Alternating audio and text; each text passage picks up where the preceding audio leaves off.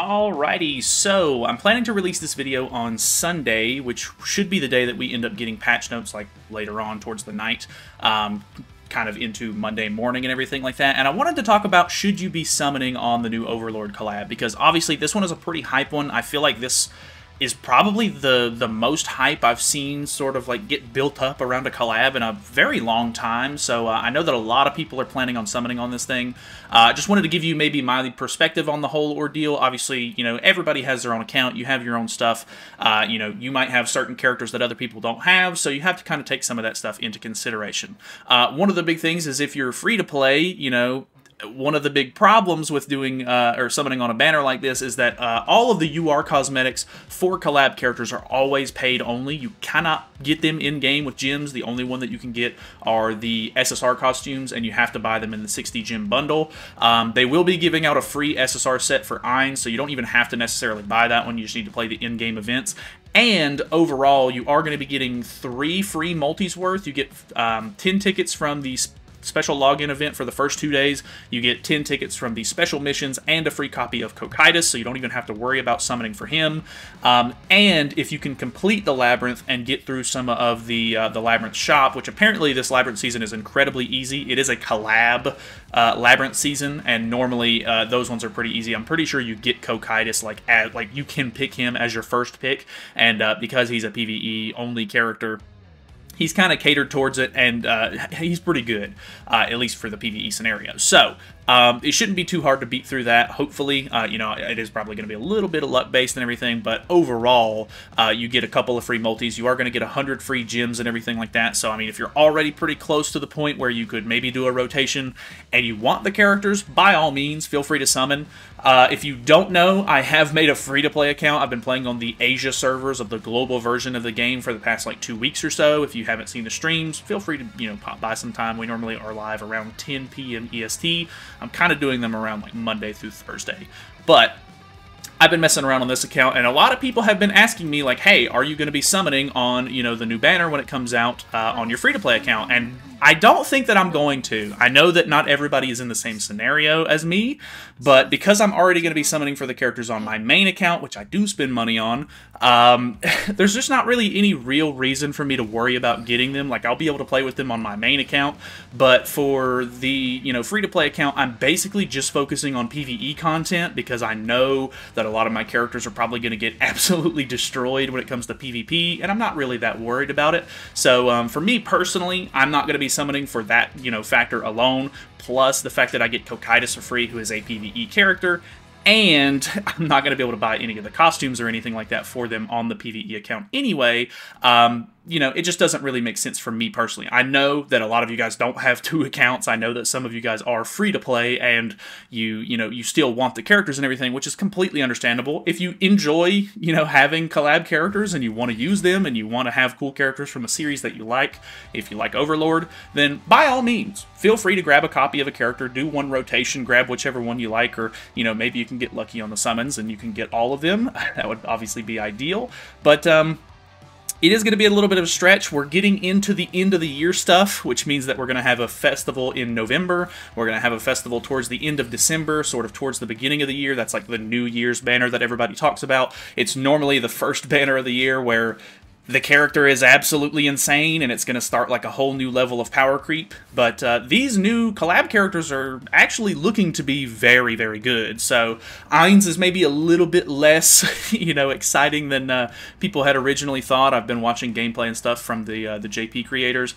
and Shaltir looks really cool. Albedo looks crazy, and Cocytus looks like he can be kind of useful from time to time in PvE scenarios and stuff. So some of the characters could be worth grabbing, but obviously some of them are maybe a little bit more pay to win. If you don't know, Ainz's passive is a little bit more tied to ultimate levels, which is really dumb, but you want to have extra copies of him so that way you're reducing more damage dealt that the enemy can do from the stacks that you put on from his passive, which can be just a little bit weird. It's going to be like a, you know, a whole different character basically from the 1.6 version to the 6.6 version. So unless you're just planning on spending a whole lot or trying to focus on going for Ainz specifically, it might not work out nearly as well for you. But Albedo seems to be working very, very well, even at, you know, lower ultimate levels, of course, because the big thing that you're using her for is this new counter stance.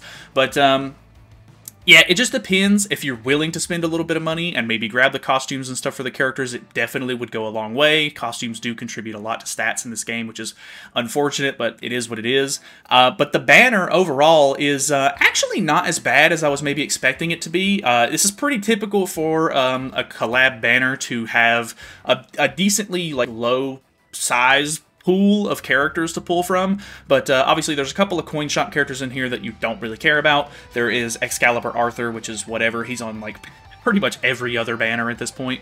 You do have a couple of seasonals in here, which is kind of nice. You have Blue Hawk and Oslo, you have Blue Guild Boss Camilla, and then you have the, I don't even know what season Green Ludo is tied to, but he is technically, well, actually I think they made him not a seasonal. I can't remember, but he's not on a whole lot of banners, so he could be actually halfway decent, or you might not have him and you could get some box CC out of him. Nanashi is like the go-to unknown backliner if you can get the Holy Relic from the dogs for him. It goes it's super crazy, such a good relic for him. And then you have the two Archangels here, which are the good ones, which is Red Tarmiel, who is an insane link. If you don't have him, this could be a decent chance to get him. And you have Green Sariel, who's maybe not as useful. I think a lot of people prefer the Red Sariel, but Green Sariel is still super good. And then, of course, you have the Overlord Collab characters themselves. So you have a 0.25% chance, which is a 1% overall, because it's a 3% banner.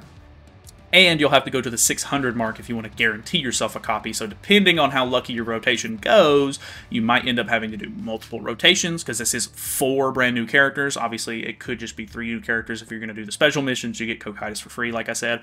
But yeah, it can be a little bit stressful. These collabs can be really costly sometimes. And, you know, we're starting to get towards the end of the year where everything's going to start ramping up a lot. I think one of the biggest factors for me not wanting to summon on the free-to-play account is the fact that Hel's Banner has just a lot of value for me.